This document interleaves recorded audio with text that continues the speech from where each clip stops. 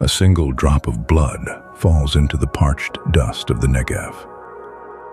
It does not merely soak into the sand, it ripples, it expands.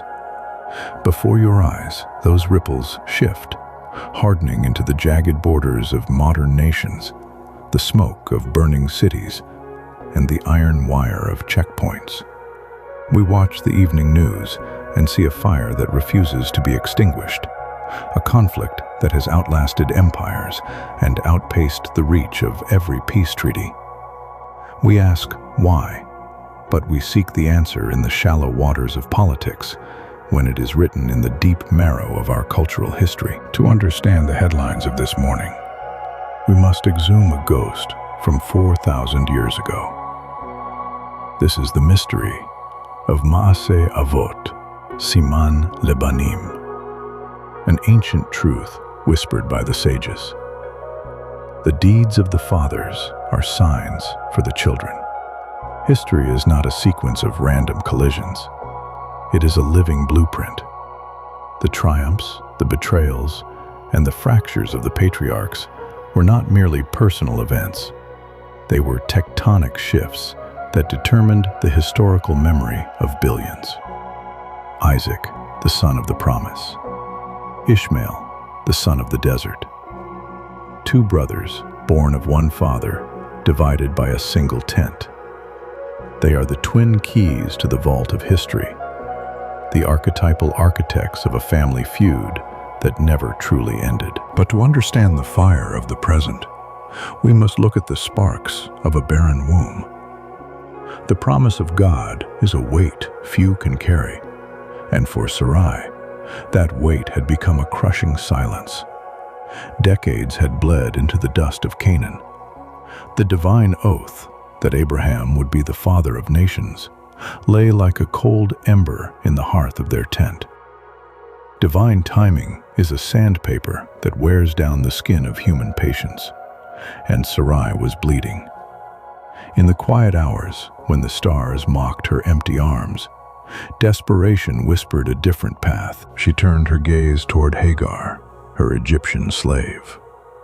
This was a calculated maneuver, a frantic attempt to manufacture a miracle that heaven seemed to have delayed.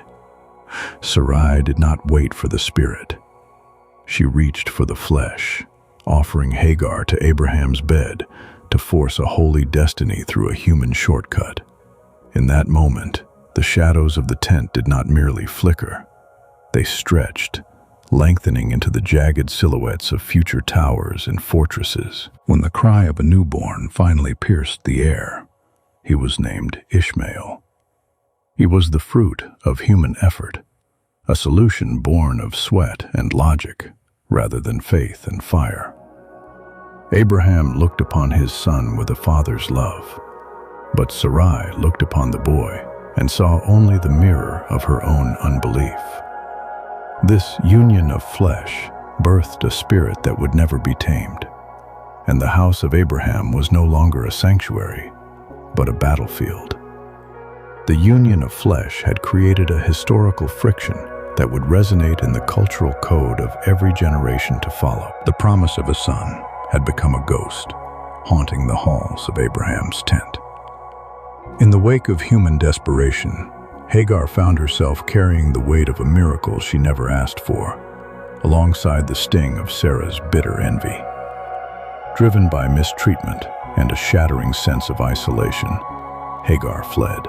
She traded the safety of the encampment for the searing thirst of the wilderness, stumbling blindly into the sure desert. The sun was a relentless eye, watching as her strength failed. It was there, at a spring in the wasteland, that the shimmering heat haze did not dissolve into a mirage, but into the terrifying clarity of a celestial messenger.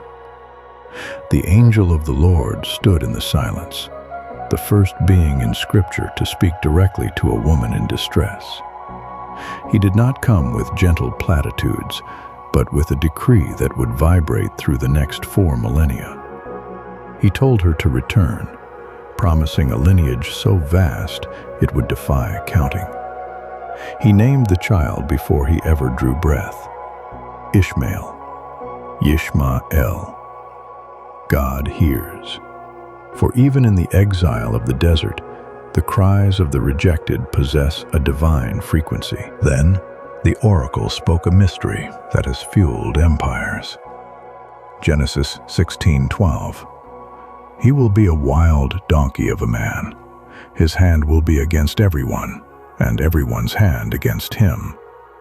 In the ancient world, the wild donkey was the ultimate symbol of the untamable, a creature of fierce beauty and unbroken independence that answered to no earthly master.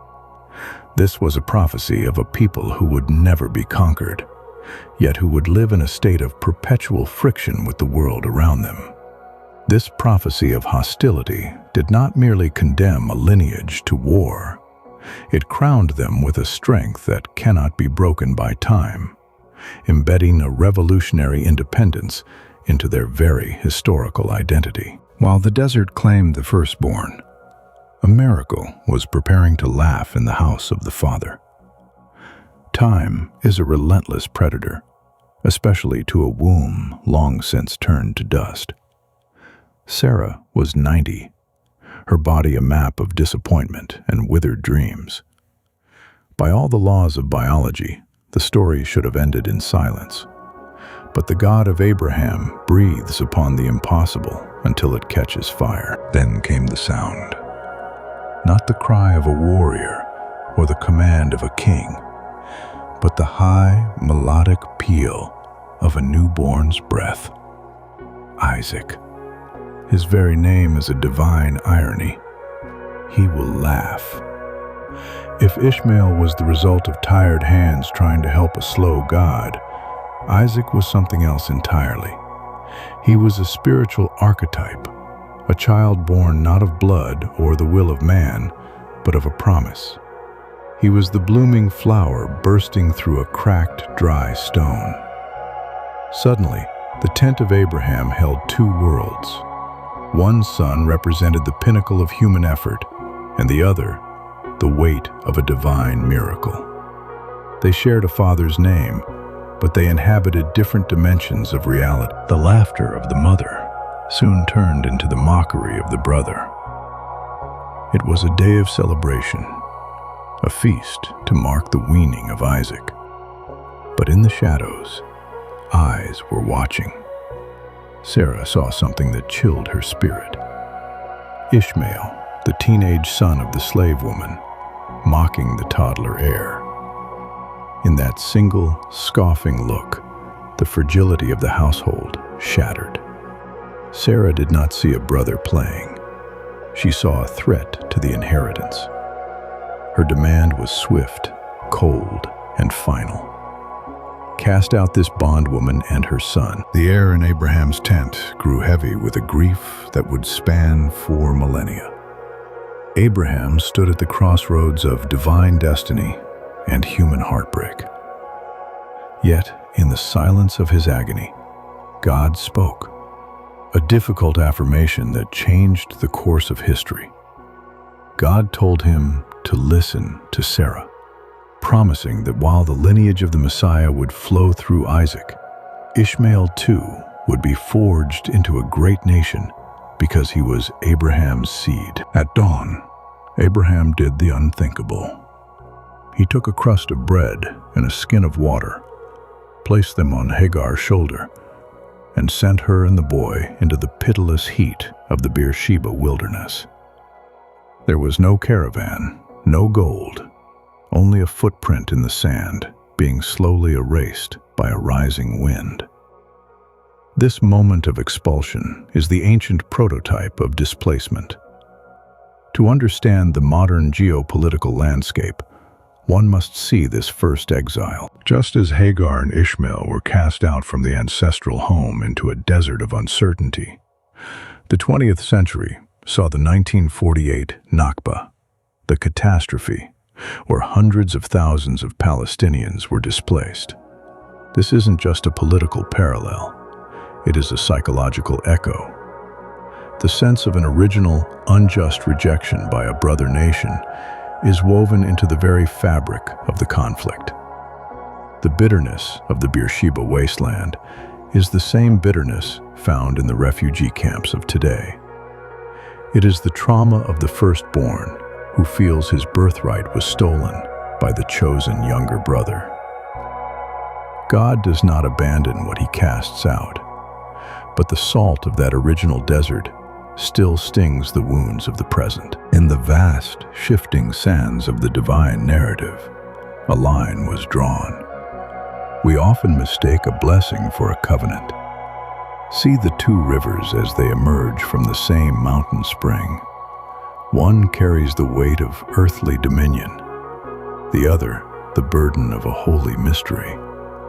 To Ishmael, God granted a shadow of greatness. He promised him 12 princes, a reflection of the 12 tribes that would later define the nation of Israel. It was a promise of fecundity and survival.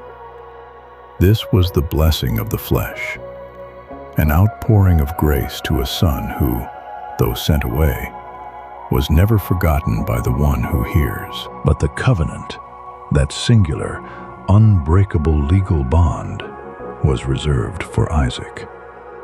This was not a measure of worth, but a terrifying assignment in redemptive history.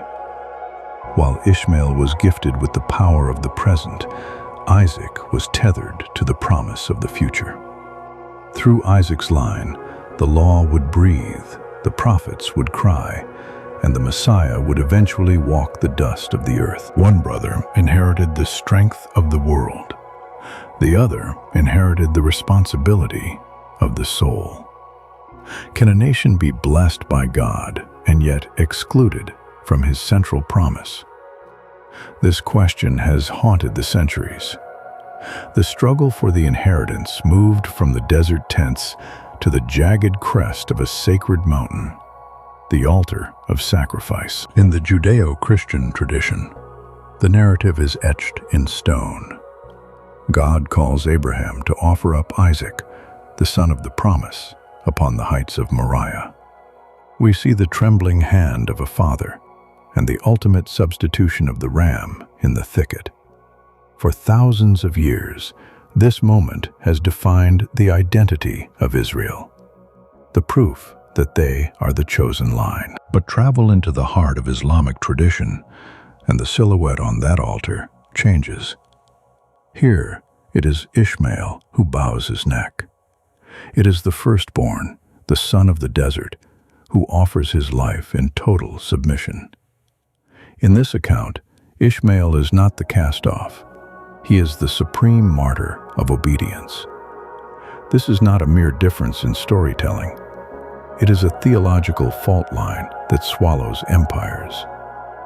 In the ancient world, to be the son of the sacrifice was to be the rightful heir of divine favor. It was the ultimate title deed to the earth and the heavens. Two sons, two traditions, one single peak. The world watches the skies for a resolution, yet the tension remains frozen in time, a glinting blade held above two different silhouettes on a single, silent mountain. In the eyes of history, the question of which son truly felt the cold steel of the test determines who owns the spiritual center of the world. If the world has a heart, it beats beneath a single, narrow plateau of limestone in the city of Jerusalem. To the secular eye, it is 35 acres of dust and stone. To the eye of the spirit, it is the tectonic plate where heaven and earth collide. This is the physical manifestation of a family fracture that has become a global fault line. To the Jewish people, it is Har Habayit. It is the site of the first and second temples, and the very rock where Abraham bound Isaac. It is the navel of the world, the only place on the planet where the divine presence once rested. But look again through a different lens. To the Muslim world, it is Haram al-Sharif, the noble sanctuary. Rising from that same ancient rock is the Dome of the Rock. Here, tradition holds that the Prophet Muhammad ascended to heaven, and here it was Ishmael, not Isaac, who stood as the son of promise upon the altar. The tragedy of this ground is not that one side is lying, but that two contradictory truths are fighting to occupy the same square inch of soil. Every prayer whispered here carries the weight of 4,000 years of claim and counterclaim. It is a stalemate of starlight and stone. The air itself feels heavy, saturated with the longing of two nations who look at the same horizon and see two different destinies. When all seems lost to the fire of the present, we must return to a grave in the past. The dust of decades had settled when the summons finally came. Abraham, the father of a fracture, had breathed his last.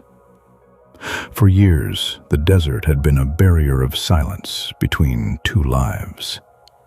But at the mouth of the cave of Machpelah, the silence was finally broken. Genesis 25:9 records a moment that should have been impossible. His sons Isaac and Ishmael buried him. See them there, standing in the long shadows of the Judean hills. Two aged men, draped in the distinct robes of their separate worlds, meeting over a cold stone sarcophagus. The last time they were together, one was a child of laughter, and the other a youth cast into exile. Now, the Prince of the Promise and the wild man of the wilderness are pulled together by the gravity of grief. There is a profound mystery hidden in the Hebrew text of this reunion. Ancient sages noted that while Isaac was the younger, he is named first, yet Ishmael, the firstborn, offers no protest. In the quiet of the tomb, the fierce independence of the wild donkey yielded to a spirit of surrender. By allowing Isaac to lead, Ishmael performed a gesture of immense humility. In the presence of their father's cooling clay, the feud was interred before the body was. This was more than a funeral. It was a prophetic blueprint. The burial of the father became the burial of the bitterness.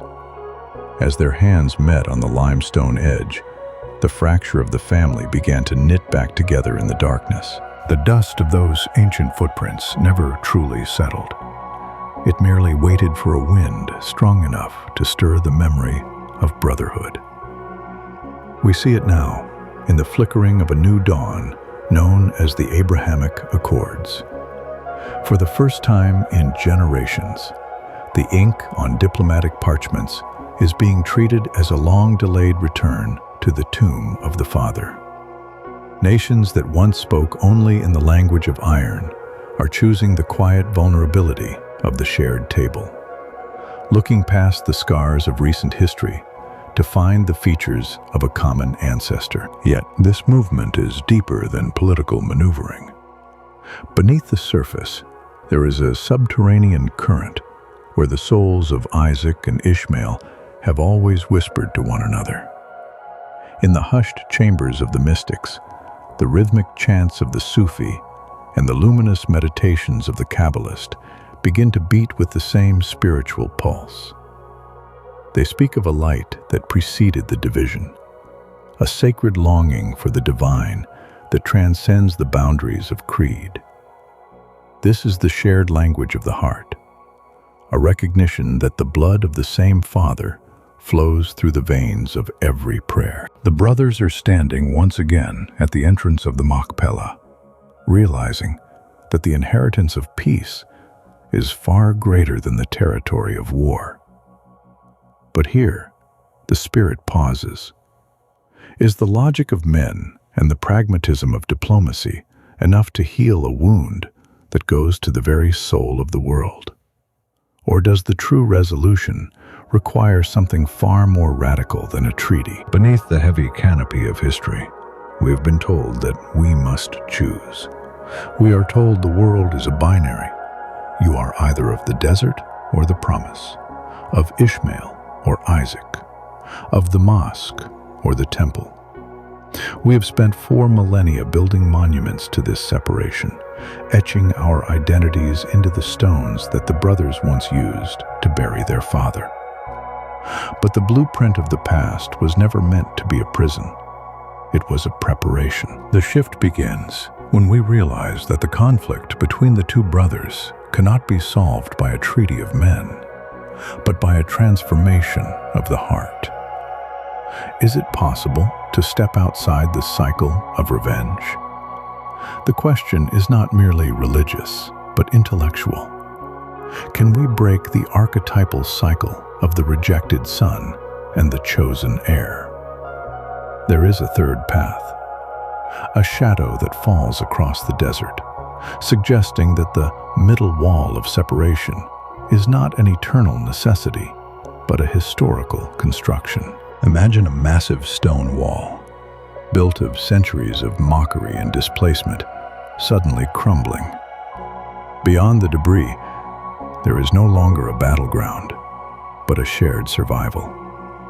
It is a place where identity is found not in ethnic exclusion, but in a recognition of our common fragility. What if the victory in this age-old war belongs to neither Isaac nor Ishmael, but to the collective realization that they are both sons of a single grieving father? What if the inheritance we have been killing each other for was never a piece of land, but the restoration of the family itself? The clock of history does not merely tick, it tolls. It tolls for a resolution that no diplomat's pen can draft, and no army's might can enforce. For thousands of years, the sons of Isaac and the sons of Ishmael have circled one another in the dust, bound by a shared father, but divided by a jagged inheritance. We have watched the desert bloom with fire, and the cities of peace turn to theaters of grief. But the script of the ages is nearing its final, breathtaking act. The historical trajectory pulls back the veil on a morning unlike any other. A resolution is coming that does not take sides, but transcends them. In this potential future, the middle wall of separation, that ancient blood-soaked barrier of identity and resentment, must dissolve. The tectonic plates of theology and geopolitics must shift one last time. This is the ultimate intersection. Before us lie two distinct landscapes. One is the scorched desert of division, where the cycle of revenge feeds on the memories of Sarah and Hagar, Isaac and the altar. This is the path of the zero-sum game, where one brother's gain is the other brother's total loss. The other is a landscape of reconciliation, a table where the lineage of blood is surrendered for a shared future. The story has been scripted in the stars and the sand since the beginning. The reunion at the tomb of Abraham was but a whisper. The current crises are the labor pains of a new understanding. The choice now falls from the heavens and into your own heart. Will you remain a prisoner of the ancient fracture, fueling the archetypes of resentment? Or will you seek the third path that leads out of the cycle of revenge? The finale is being written in our actions today. The question remains, is the human spirit capable of outgrowing the wars of its ancestors? The dust is still settling, and the choice is yours.